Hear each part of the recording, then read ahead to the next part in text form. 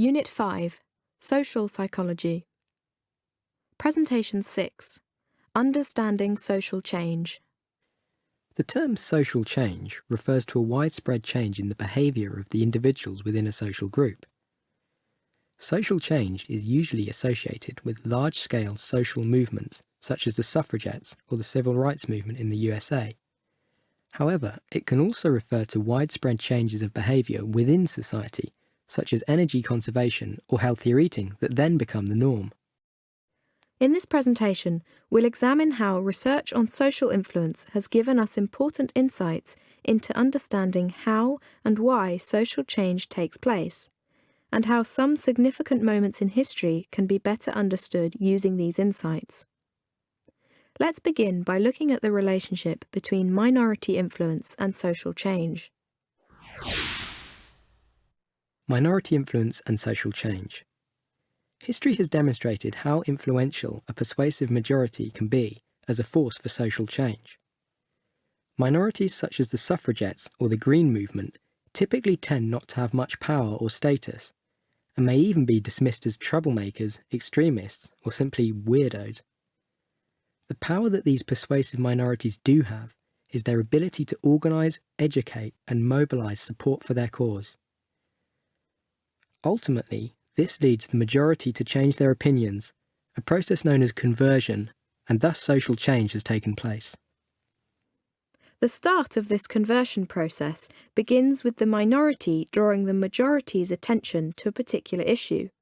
For example, in the UK, the civil rights group Fathers for Justice have campaigned vigorously to change the law on how courts deal with fathers' contact with their children following divorce. By drawing our attention to inequality or social discrimination, the minority creates a conflict between what the majority of group members currently accept to be true and an alternative position being advocated by the minority. As a result of this conflict, group members try to understand why the minority is going against the majority position. This might not necessarily result in a move toward the minority position, but by considering the minority point of view, group members may think more deeply about the issues being challenged.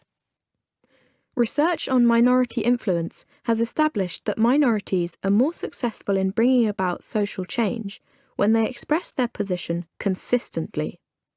Without consistency, the arguments of the minority might just be dismissed. But if members of the minority are consistent in their position and express this position consistently over time, then their position is taken more seriously. After all, if a minority expresses the same position consistently, then they must really believe it to be true. Because minorities tend to challenge the status quo, they often suffer for their views at the hands of the majority. This might just involve simple mockery of their position, but can also lead to imprisonment or even death. Because they appear willing to suffer for their views, the impact of their position is strengthened. This augmentation principle states, therefore, that if there are costs or risks involved in putting forward a particular point of view, then other people are more likely to be influenced by it. So, the four key processes involved in minority influence are: gaining the attention of the majority, creating a conflict in the minds of the majority, presenting arguments consistently, and showing willingness to suffer if necessary to bring about social change. Evaluation of minority influence as an explanation of social change.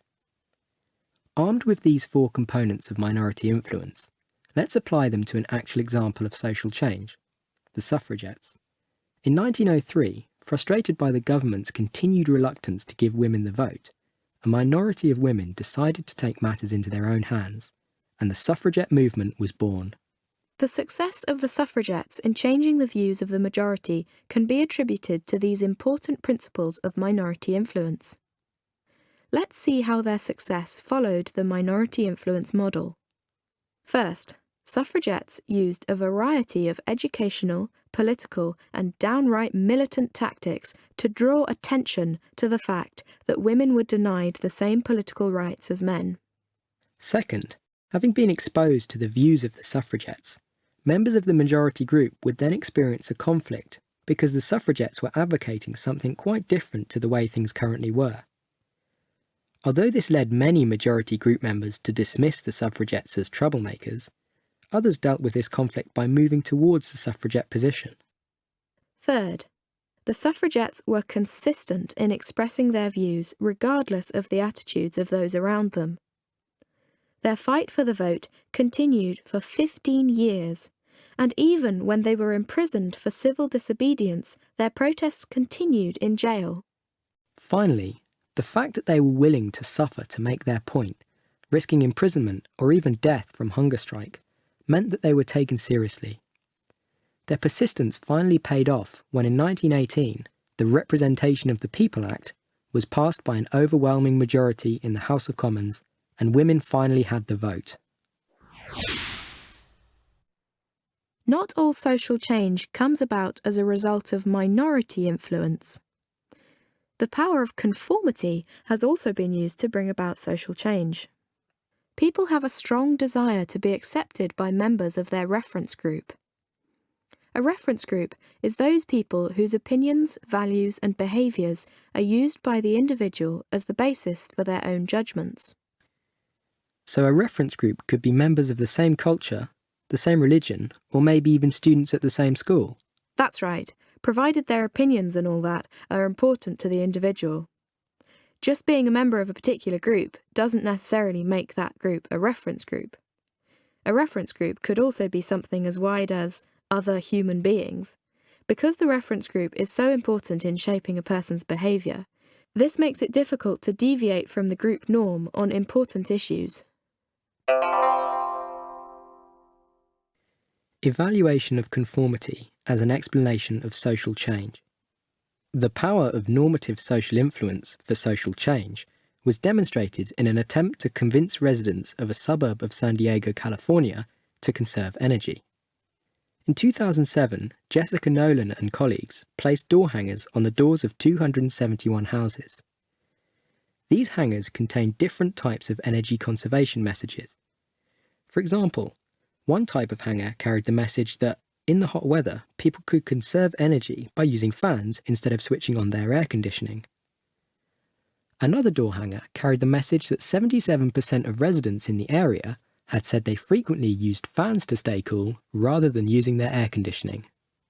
Nolan found those households that had door hangers giving information about other residents' behaviour subsequently reduced their energy consumption by 10% more than those that had only been given energy conservation tips. Households had been influenced by the norms apparently established by their neighbours and had changed their behaviour accordingly. Before we leave this discussion of the psychology of social change, we'll see how these insights might be applied to a novel situation. Okay, what particular type of social change would you like to bring about? Ooh, so many to choose from. Okay, let's try to change people's eating habits. If we can get the majority of the people in the UK eating more healthily, then that has to count as a pretty positive sort of social change. Right, healthy eating it is. We'll try using the techniques of minority influence to change people's eating habits. The first thing we need to do is get the attention of the majority, perhaps using media campaigns stressing the health risks associated with a diet of fast food and takeaways. Like Jamie Oliver did with his campaign to change school dinners. Exactly. Second, we need to create a conflict in the minds of the majority. After our media campaign, people should start thinking, why do we feed our kids with junk food if it's so bad for them? Maybe we should all start eating more healthily. Can you remember what the next step is? Yes, it's consistency, isn't it? I suppose this would mean that the healthy eating campaigners like Jamie Oliver and co. would have to be consistent in the message that they put across. I mean, if Jamie Oliver suddenly appeared doing adverts for KFC, it might just undo all the good work. It would indeed. The final thing to bear in mind is that minorities are taken more seriously if they don't appear to gain from expressing their views. If you remember, this was referred to as the augmentation principle. The power of a message is strengthened or augmented if the minority actually suffers as a result of their beliefs. I've seen the Jamie Oliver programmes where he and his team try to change school dinners to make them healthier. He took a lot of stick from a lot of people, so I guess the fact that he stuck at it made us take him more seriously. And maybe as a result, we'll all start eating a bit more healthily.